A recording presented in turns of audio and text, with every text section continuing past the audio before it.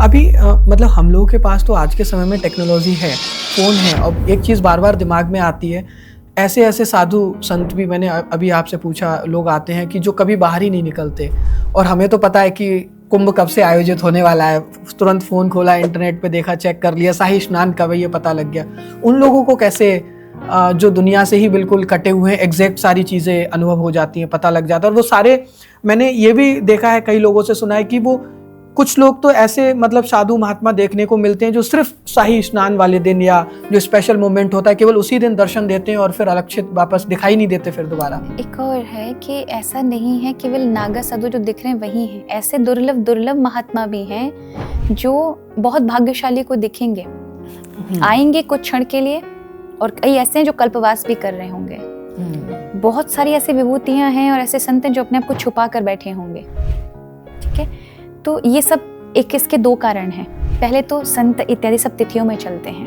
अच्छा, तिथियों के एक बार जब ब्रिटिश शासन था तब ब्रिटिश अंग्रेजों ने कुंभ लगाया था। अच्छा, तो मदन मोहन मालवीय जी उस समय कुंभ का भ्रमण कर रहे थे। तो एक ब्रिटिश जो लॉर्ड था उसने पूछा उनसे कि मालवीय जी, ये इतना सारा मेला में इतने सारे लोग लाखों की संख्या में आते हैं, इसका विज्ञापन करने में और आप लोग कैसे इन लोगों को जोड़ते हैं? तो वो कहते हैं 1 रुपया में, नहीं 1 पैसे में। अच्छा, तो कह रहे 1 पैसे में कैसा? बोले बस एक पंचांग देखते हैं, उसकी तिथियों की गणना करते हैं, पंडित जी से पूछते हैं अगला कुंभ कहाँ लगेगा और बस सब आ जाते हैं।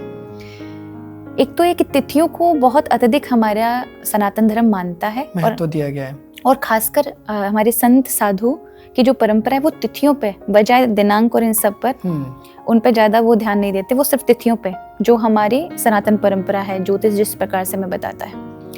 दूसरा, ऐसे ऐसे महात्मा हैं जिनकी आत्मा आज कुंभ लगा हुआ है, उसकी आत्मा हम कहेंगे 13 अखाड़े।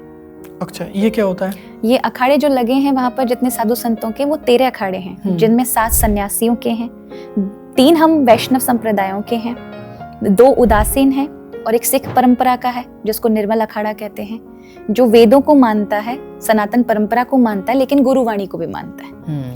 तो इस प्रकार से सिख परंपरा का भी एक अखाड़ा है। इस प्रकार से कुल मिला के 13 अखाड़े बनते हैं जो आत्मा है पूरे सनातन कुंभ की। अगर ये नहीं लगेंगे तो इतने सारे साधु नहीं आएंगे, क्योंकि सारे साधु इन 13 अखाड़ों के अंतर्गत ही आते हैं। क्योंकि इन्हीं अखाड़ों में फिर मठ बनते हैं अलग अलग जगहों पर। कोई किसी अखाड़े का है तो वो कहाँ कौन सा मठ है, तो उस मठ में जितने भी संत होते हैं वो एक दूसरे से जुड़े होते हैं, और कई ऐसे होते हैं जो अंतर्मन से जुड़े होते हैं। तो जो दूरस्थ सुदूर आपको इलाकों में दिखाई पड़ते हैं, हाँ टेलीपैथी कह लीजिए, उनके पास ऐसी शक्तियां होती हैं, रिद्धियां सिद्धियां होती हैं, ऐसी नवनिधियां होती हैं, अष्ट सिद्धियां होती हैं, कुछ भी कर सकते हैं। अगर वो चाहें तो आपको जीवन दान दे सकते हैं कई वर्षों का, वो चाहें तो एक शरीर से दूसरे शरीर में प्रवेश कर सकते हैं, वो चाहें तो 4 शरीर धारण करके वहां भी बैठ सकते हैं, यहाँ भी आ सकते हैं। बहुत सारी सिद्धियां हैं और इनको आप कई संतों के जीवन में देख सकते हैं।